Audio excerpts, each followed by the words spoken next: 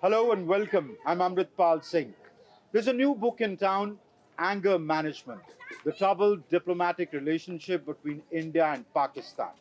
The book's been written by a man who was the only Indian ambassador or Indian High Commissioner to have been expelled from Islamabad. He served there for about 20 months. In 2019, post the abrogation of Article 370, he was asked to leave Islamabad. I have with me a diplomat who served as a diplomat in the Indian Foreign Service for about 35 years, Ajay Bisaria. Ajay Bisaria, thank you very much for speaking to DD India. Good to see you. Sir, what is the book about and why the need to write this book? Now you're no longer in the diplomatic service. Why this book now? Well, I finished my career in the government last year. So this book is a long answer to a short question, which is what do Indian diplomats do in Pakistan? How is the relationship? So I said that in order to answer that question, I need to not only describe what happened in the 2 years I was there, but also set a context on the 70 years that went before and the 4 years that have gone since. So it's really speaking a story of the relationship from 1947, 15th August to 15th August 2023, and talking about the ups and downs, keeping a strong lens to examine this whole story, which is the diplomatic lens. Okay. So how is the relationship? Of course, it's a troubled relationship, but it's a relationship which was born in trouble, which has had its ups and downs, and today we see a long stretch of disengagement. How would you categorize the relationship over the years and where it has come to today? Well, it's always been troubled, but it's also been cyclical. So there have been moments that have been positive, there have been periods that have been very negative, and at the moment, it is a period of the relationship being troubled and not in a healthy space. But, you know, it's cyclical and it keeps changing. So I think that is exactly how we look at the relationship now. Why is this relationship troubled? Well, there are many, many structural factors. So, to begin with, the creation of Pakistan was a contested creation, after which there were a lot of structural factors, including an identity crisis in Pakistan, which made its challenge in multiple ways. The predominance of the army, which defined India as the other, as the enemy, and an official narrative which questioned India, and also a sort of strategic culture of persistent revisionism, which needed to express grievances about territory and about security and so on. So I think there were structural factors, and there were many flawed choices made by the leaders of Pakistan that worsened the situation. So you're saying the trouble is in the very genesis of the relationship, and you in fact at one point argue that it was a hastily conceived and executed idea, and it was a faulty idea. Why do you say so? This is a debate within Pakistan itself of a faulty conception which led to several problems, structural problems that Pakistan faced later. India has accepted the reality of Pakistan. And if anything, the seal of approval or the seal of agreement was given by Prime Minister Vajpayee when he went in 1999 to the Minar-e-Pakistan in Lahore and wrote about Pakistan. So I think that is an old historical debate, but it is within Pakistan that many interesting debates take place about the conception of Pakistan. Okay. And at one point, you also argue in the book that Jinnah did not have a blueprint for Pakistan. Is that so? Why would a man as intelligent as Muhammad Ali Jinnah, a very sharp lawyer, would not have a blueprint? Well, again, historians, including many Pakistani historians and analysts, feel that Jinnah did a Herculean job of conceiving Pakistan and then being able to wrest Pakistan from the British when they were leaving India. But what was missing was a concept of what that Pakistan would become, what kind of state would it become, the blueprint for Pakistan. And Jinnah, remember, did not live long enough after the partition moment. You also say, Ambassador Bisaria, that Pakistan was created to serve the British interests. Muhammad Ali Jinnah may have had his interests or his idea of Pakistan, but you argue that it served British interests well. Why do you say that? So, what I've done in the book is examine some of the historical debates around this question. And there are archives now available and material available in several excellent books which talk about the British interest in getting a state which would help it defend its interests and its worries about a takeover from the USSR, a sort of communist takeover of India, and also worry about protecting its interests in larger West Asia.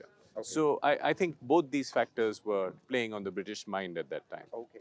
All right, let's move away from history to present. What is the present day Pakistan like? How are the people like? How is the younger generation like?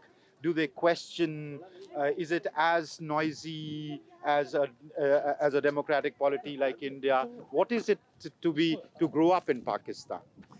Well, Pakistan is going through an important poly-crisis at the moment. I think at least since 2021, the economic crisis is extremely severe.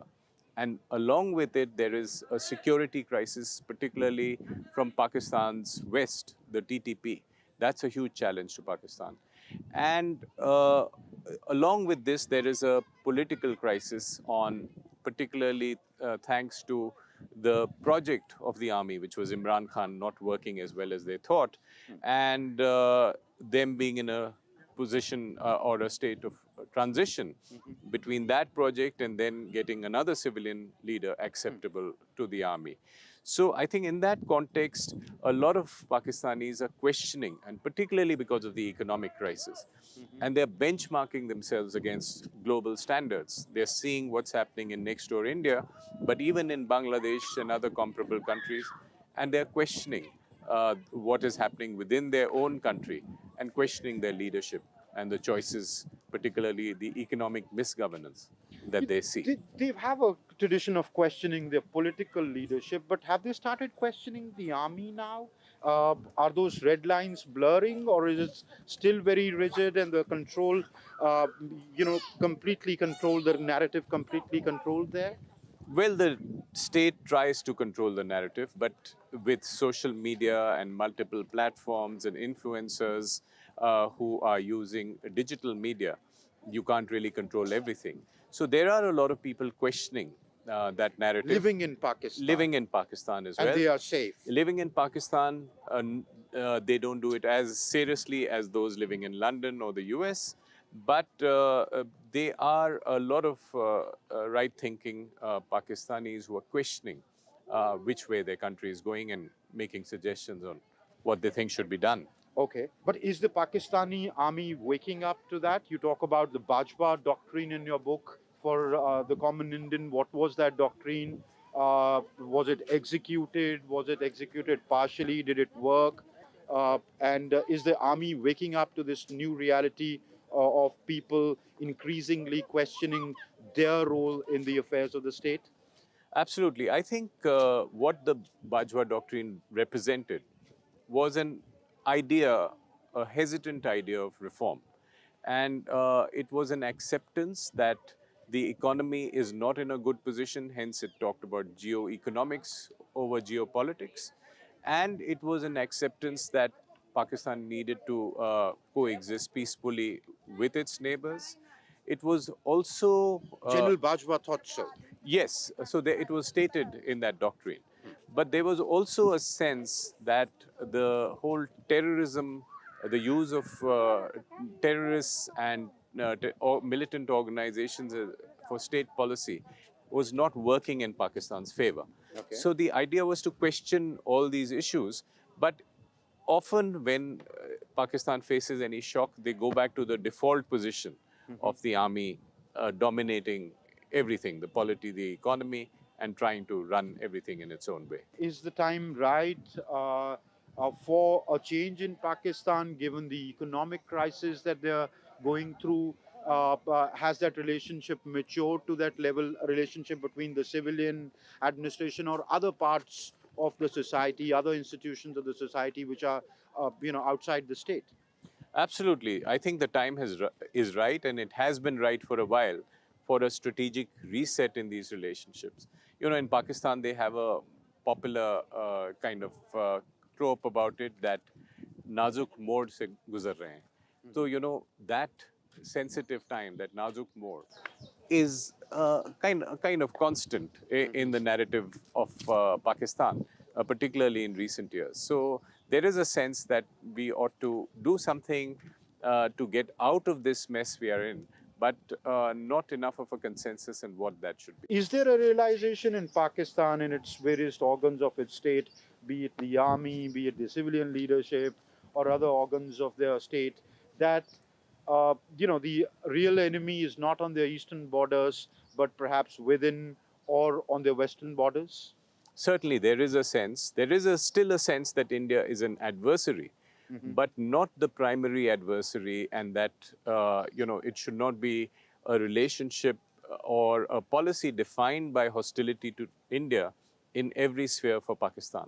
So there are other areas, and certainly the TTP and the challenge mounted by it from Tehreek-e-Taliban Pakistan. the Tehreek-e-Taliban Pakistan, and the challenge from the West is something Pakistan takes very seriously, and it is the primary security worry today, and it's not India.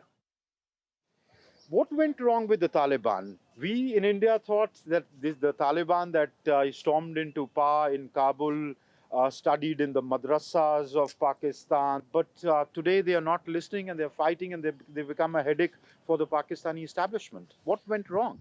Well, guess what? That's what the Pakistan army thought as well. On 15th August 2021, when the Taliban took over, the US had exited.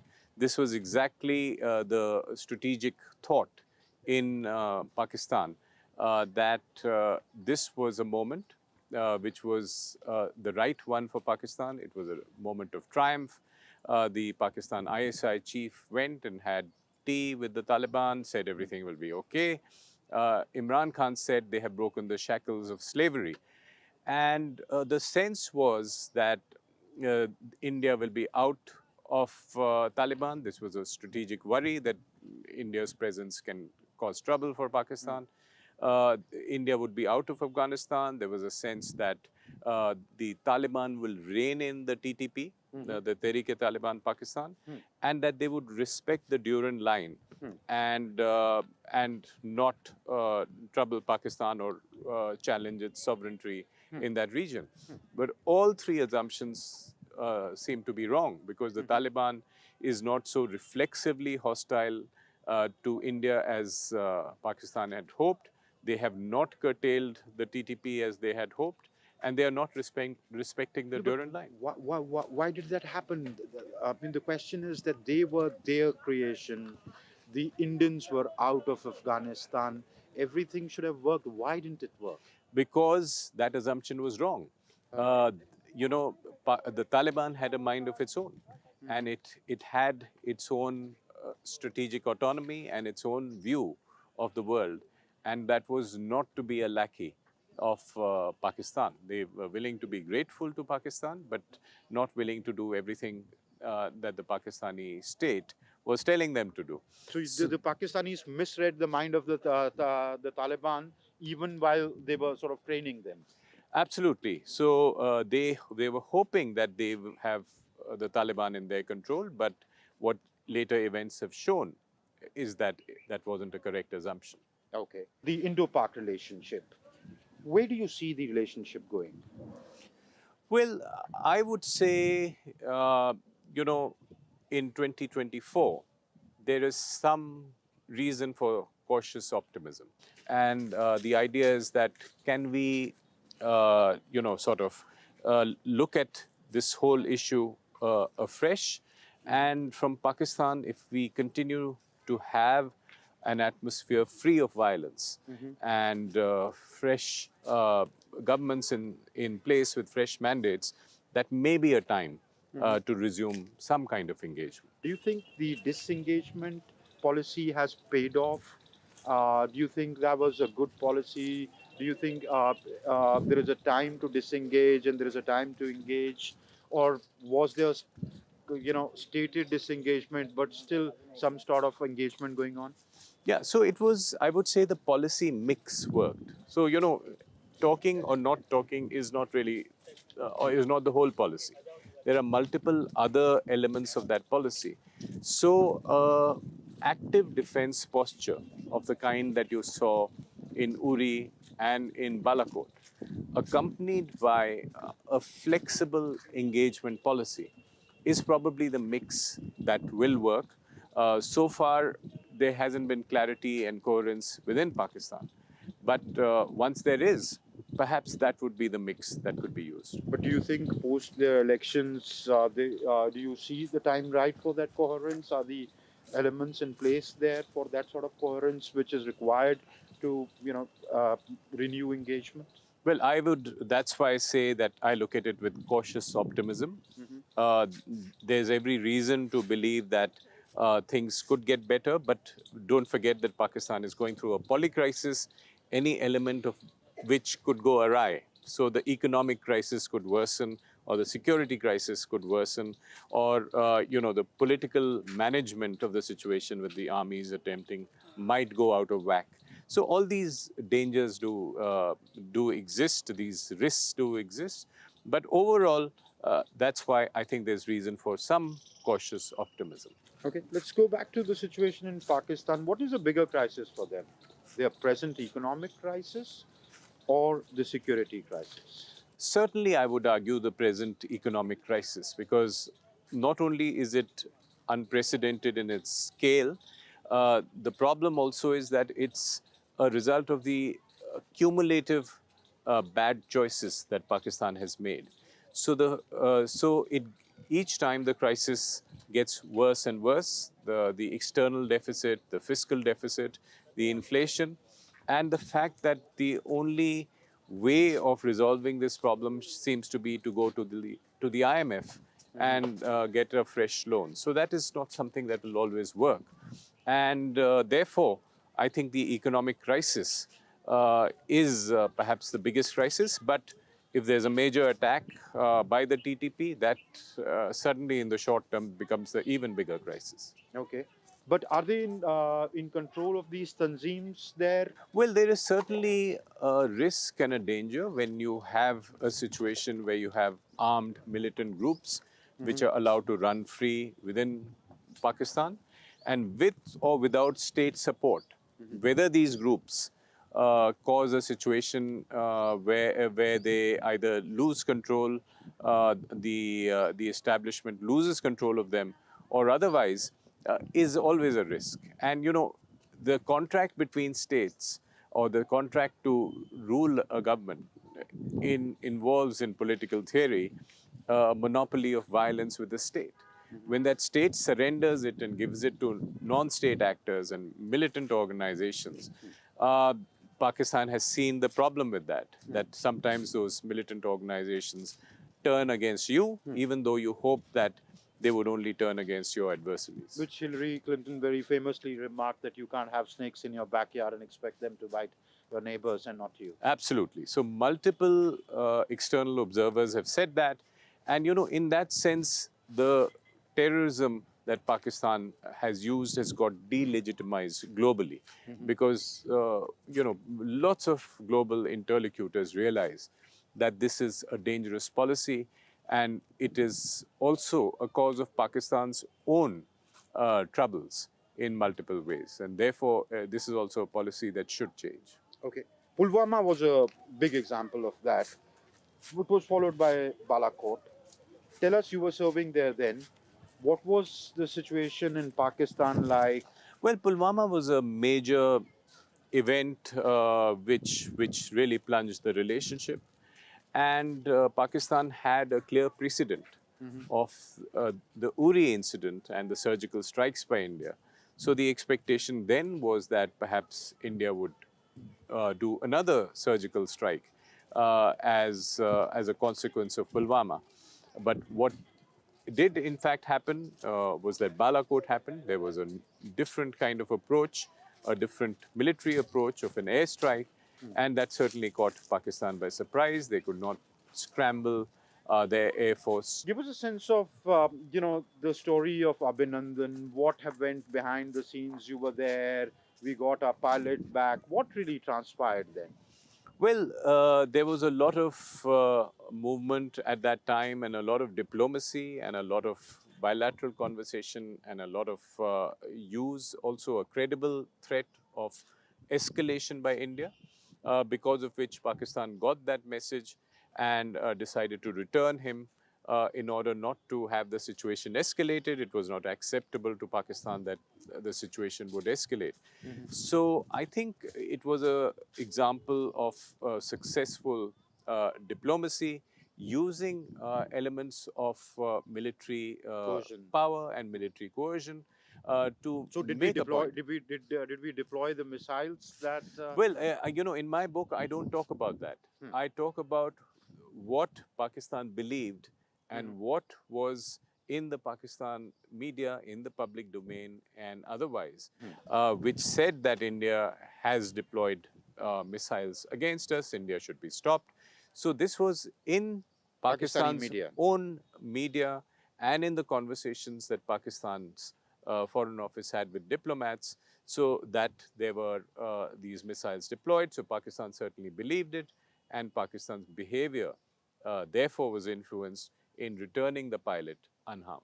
What is it like to be the Indian envoy in Pakistan? Well, it's a kind of full plate of paradoxes, because you could be having very pleasant conversations and suddenly interrupted by some very unpleasant ones. You could be having a hostile conversation during the day, but you could bump into the same person at a social reception in the evening and meet like long lost friends. Do you really meet like long lost friends? Well, there were occasions that you would not be discussing contentious issues if you bump into each other at a social occasion. So I think it's a very interesting, unique kind of experience, because what you're doing is that you are in an adversarial relationship, but at the same time you're diplomats and you're practicing diplomacy and you're sending messages. And therefore, you're also trying to win friends and influence people. So it's a mix of all these elements, and therefore it makes it very interesting, and it gives room for a lot of creativity. The Pakistanis have called your book a work of fiction. Well, then maybe it'll sell in the fiction racks also, apart from the facts rack. But, I stand by everything I say in the book. And it is, when you read it, it's a balanced account. It's a practitioner's account. It's certainly an Indian viewpoint, because I am Indian, and it is my viewpoint. But it is a book with 560 pages and 700 endnotes, quoting among mostly Pakistani sources for many of the factual points that I make. So I think I would advise my friends across the border to read the book and judge it for themselves, rather than just kind of use some excerpts or bits of it and try to make the point. So clearly, it's a practitioner's account. I've browsed through the book. I want to read the book in detail. You read the book too. It is an interesting read. Thank you for watching, and thank you, Ambassador Ajay Bisaria, for speaking to DD India. Thank you very much. Thank you for this walk.